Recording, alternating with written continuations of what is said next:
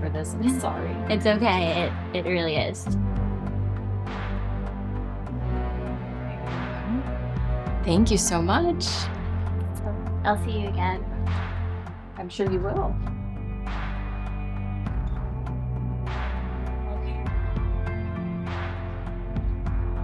She's so sweet. Girl is open your job. What? Dana, you're so vulgar. She was like checking you out. I order from them all the time. That's probably why. But she is the only one who ever delivers me food. I'm sure it's no.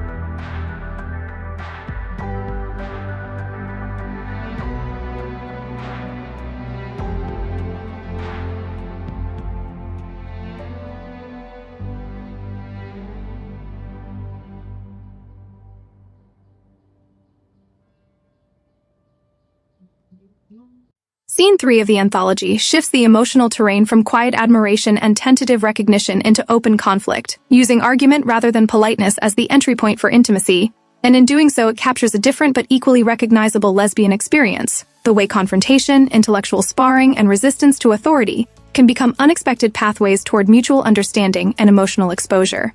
The scene introduces Julia, a composed and accomplished dean of students, arriving at the home of Raven, a younger woman whose extraordinary academic ability places her squarely within institutional expectations, even as her spirit resists being contained by them. From the opening moments, Julia is framed as someone fluent in professional language, speaking on the phone about recruitment and outcomes, her voice shaped by responsibility and the expectation that she must persuade, manage, and secure compliance. Raven, by contrast, occupies a domestic space that feels provisional and restless, marked by the absence of her parents and by her own ambivalence about the future being planned for her by others. When Julia introduces herself and asks to come in, the politeness between them is formal and thin, signaling a relationship defined not by choice but by obligation, and this imbalance of power becomes the central tension of the scene. Julia's explanation of why she is there relies on metrics, scores, and opportunity, invoking the language of meritocracy and potential. And while her intentions are framed as benevolent, the effect is one of pressure rather than care. Raven's responses are sharp and defensive, reflecting the exhaustion of a young woman who has spent her life being told what she should want based on what she can do, rather than being asked who she is. Her dismissal of the scholarship as something that can simply be given away is not ingratitude, but a refusal to allow her value to be reduced to institutional achievement. The argument over Raven's band becomes the emotional fulcrum of the scene, because it exposes a fundamental clash between lived passion and abstract approval. Julia's suggestion that music could remain a hobby is delivered with professional reasonableness, yet it lands as a profound invalidation, echoing the ways women's creative desires are often minimized unless they fit acceptable career trajectories. Raven's anger is immediate and visceral, and her outburst articulates a boundary that queer women in particular often struggle to defend: the right to define the seriousness of their own passions without external permission. Her refusal to be patronized transforms the conversation from recruitment into reckoning, forcing Julia to confront the limitations of her worldview. Julia's apology is sincere but incomplete, still framed by her belief that she knows what is best, and Raven's demand that she leave is an assertion of agency that reclaims the space as her own. Yet, even as Julia prepares to go, she cannot help returning to Raven's scores, revealing how deeply she is conditioned to equate worth with measurable excellence. Raven's sharp analogy in response dismantles that logic with humor and intelligence, exposing how arbitrary and coercive such reasoning can be. And this moment marks a shift in the power dynamic.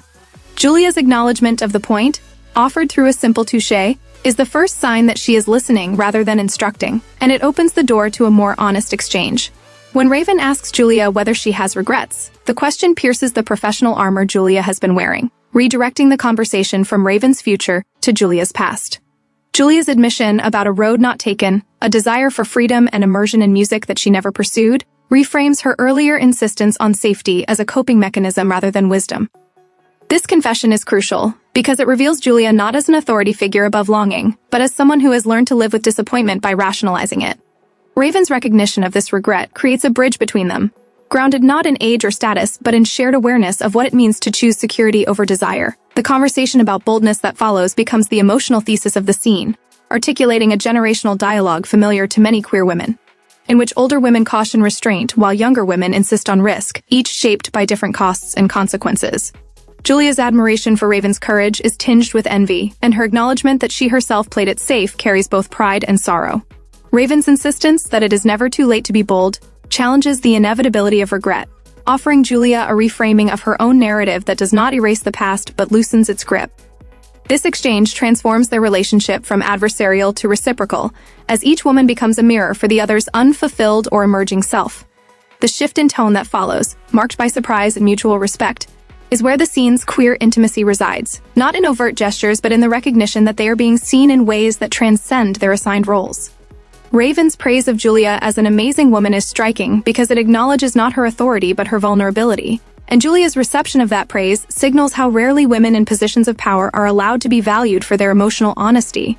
The humor that threads through the latter part of the scene functions as a release valve, allowing tension to dissipate without negating its significance, and humor itself becomes a shared language that affirms compatibility and trust. Symbolically, Raven embodies unchanneled potential and defiant authenticity, while Julia represents accumulated compromise and disciplined care, and their interaction illustrates how queer communities often create intergenerational dialogues that challenge linear notions of success. The age difference between them is not eroticized but contextualized, emphasizing mentorship as a space where attraction, admiration, and identification can overlap without collapsing into exploitation. The scene carefully navigates professional boundaries, acknowledging the ethical complexity of their dynamic while still allowing emotional truth to surface, reflecting the real-world negotiations queer women undertake to remain safe and legible. For lesbian viewers, this story resonates as a familiar pattern in which intensity is expressed through debate and intellect, providing a socially acceptable outlet for connection in environments where overt emotional expression might be scrutinized. The institutional setting underscores how queer desire is often shaped by systems that reward conformity, and the scene critiques these systems by highlighting the emotional cost of compliance. More broadly, the narrative speaks to women of all orientations who have been taught to prioritize responsibility over fulfillment, illustrating how such conditioning can calcify into regret if left unexamined.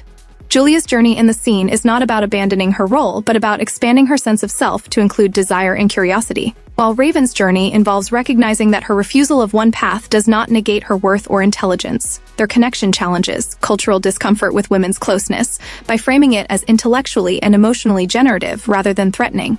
The film resists sensationalizing their bond, instead grounding it in conversation, respect, and mutual challenge, insisting that seriousness and nuance are essential to portraying women's relationships authentically. In doing so, it pushes back against tendencies to either erase lesbian intimacy or reduce it to spectacle, offering instead a portrait of connection rooted in shared values and emotional courage.